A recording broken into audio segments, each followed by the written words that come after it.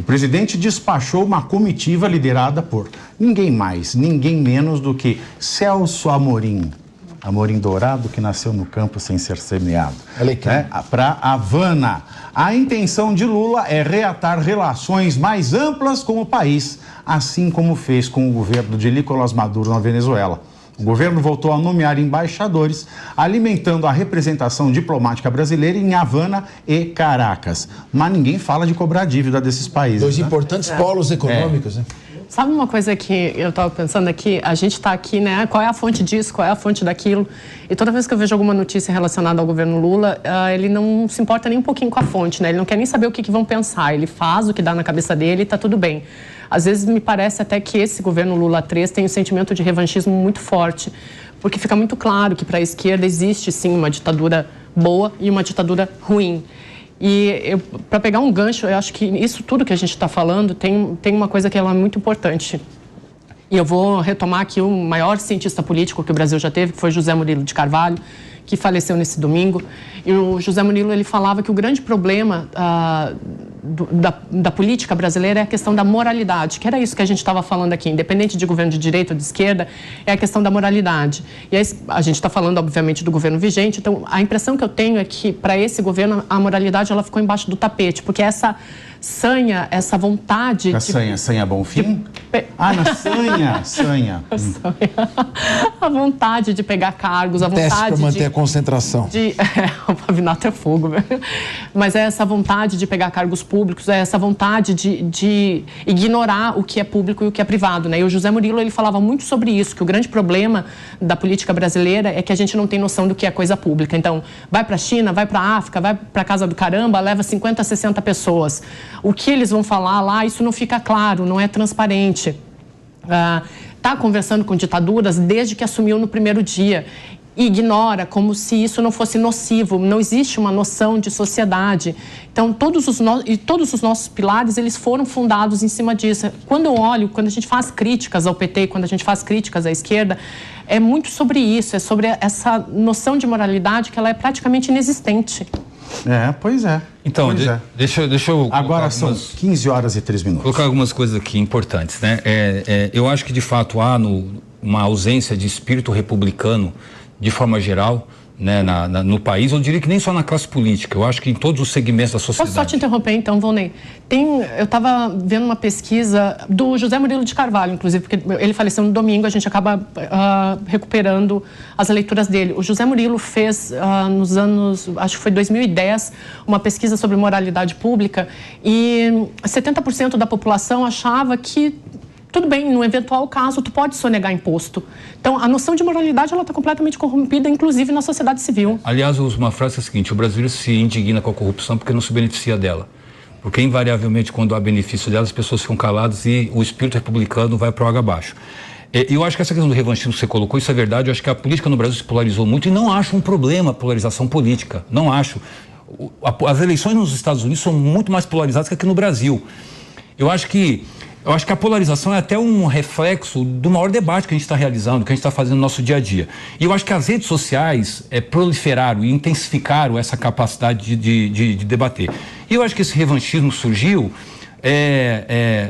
veja, quando você começa a questionar urna eletrônica, você começa a questionar processo eleitoral, você começa a questionar o papel da justiça, você começa a criar notícia para invadir as redes sociais e inflar as pessoas, você não está produzindo nada muito republicano nesse sentido. E eu acho que isso vale para os dois lados. Então, eu acho que fazer o debate adequado e valorizar as ideias, a gente consegue educar o eleitorado de forma geral, porque os governos são eleitos. Os governos são representantes eleitos, eles não são colocados lá. Bom, como nós somos uma república federativa e democrática, os governos são eleitos. O governo atual foi eleito. Então, por exemplo, quando a gente fala assim, o problema do governo atual é que negocia com Cuba, com Venezuela. Não, o governo brasileiro negocia com a França, que foi lá negociar inclusive questões climáticas, já negociou com a Noruega e conseguiu retornar os recursos que vão ajudar a financiar a proteção da Amazônia, negociou lá atrás com a Suécia, que garantiu a compra dos caças dos Gripens, por exemplo, que modernizou as Forças Armadas brasileiras. E mais, instituiu num acordo que houvesse troca de tecnologia, ou seja, os suecos hoje, os brasileiros ensinam a Embraer a produzir caça, Então, de novo, estou falando coisas que são existentes, são pragmáticas. Eu acho que é isso que o Brasil tem que buscar. Quais são os nossos interesses objetivamente? Então, aqui a gente não tem que buscar inimigo externo, não tem que ser amigo do americano, amigo do chinês, inimigo do francês, inimigo de Cuba. Acho que a gente tem que pensar quais são os interesses estratégicos do Brasil. E aí, para trazer mais alguns dados para vocês, né? Não sei se você, Elaine, citou aqui os BRICS, né? O Brasil, no início dos anos 90, no início dos anos 2000, o Brasil exportava para a China 30 bilhões de dólares. Hoje exporta 90 bilhões. Para os americanos, nós importamos 1/3 disso. E para a Argentina, nós exportamos 9 bilhões. Nós queremos exportar mais. Nós queremos exportar mais para os americanos, exportar mais para os chineses, exportar mais para a Argentina e para a América Latina toda. Então, eu acho que a questão de fundo aqui é pensar o seguinte: qual é o papel estratégico do Brasil no mercado, no cenário internacional? É buscar acordos internacionais, é buscar investimentos. E eu acho que a postura de um presidente no cenário internacional é fundamental, a maneira como ele se coloca. Agora, veja, nenhum governo vai deixar de fazer a viagem porque eventualmente custou 40 mil reais a passagem, custou 30 mil reais, 20 mil. Aí ele pode discutir questão de moralidade. Eu acho que os governos, invariavelmente, todos eles, independentemente de quem assumiu o governo, nunca ficou num... Aqui não pode fazer propaganda, não? Não pode, né? Não, os aplicativos de locação de imóveis, né? Ele não vai usar o aplicativo de locação de imóveis para ficar numa casinha, né? Quem sabe atrai, né? Agora, outro dado objetivo também das relações internacionais do Brasil no resto do mundo dos anos 2000 para cá. Isso não começou no governo Lula, já vinha começando no Fernando Henrique. O Brasil hoje tem protagonismo dentro do FMI. O Brasil hoje é credor. O Brasil não é mais devedor do FMI. Isso tem a ver com diplomacia internacional. De novo, estou dando coisas objetivas. O Brasil hoje empresta recursos para o FMI. O Brasil, historicamente, sempre foi devedor do FMI. E isso foi resultado de um protagonismo da diplomacia brasileira. O Brasil aumentou a sua participação de voto dentro do FMI, também por diplomacia internacional. Então, veja, acho que os governos têm que fazer, sejam eles de direita ou de esquerda, é ter ações altivas no mercado internacional, no cenário internacional, para fazer representar os nossos interesses, para que se abram novos mercados e se gere emprego para os brasileiros. Não, eu concordo contigo, eu acho que ninguém tem, assim, a menor intenção de discordar. Eu acho que o ponto nesse governo, Volney, é que o governo Lula negocia com ditaduras como se isso fosse uma coisa normal. Mas assim, que vantagem tem uma obra em Cuba? Então, porque, por exemplo, com garantia dada em charuto. O Brasil precisou negociar. O Brasil precisou negociar. O charuto é só para político fumar com a boca, porque o povo não é para a boca, não. Então, o Brasil precisou negociar com a Alemanha nazista durante a Segunda Guerra Mundial. Isso se chama de realpolitik, né? É uma coisa que é necessária fazer. Agora, o ponto é que esse governo parece, além de não se importar em negociar com ditaduras, faz isso como se fosse uma coisa normal e às vezes dá áreas de Estado. Acho que esse é o ponto aqui, sabe? Negociar com a Venezuela, tudo bem. A gente está falando de um país que tem a maior reserva petrolífera do mundo. É agora, negociar com Cuba ou fazer uma obra em Cuba... Só uma observação. A Venezuela tem a maior reserva... Não, a Venezuela tem a maior... O Lula. Perdeu o irmão em Cuba? Não, quando o Fidel morreu, ele disse que perdeu o irmão. Ah, tá. A Venezuela tem a maior reserva petrolífera do mundo, maior que a dos Estados Unidos, maior que a da Arábia Saudita. E explora menos petróleo do que o Brasil. Mas nós vamos fazer... Não tem tecnologia nenhuma, então, que eu estou falando.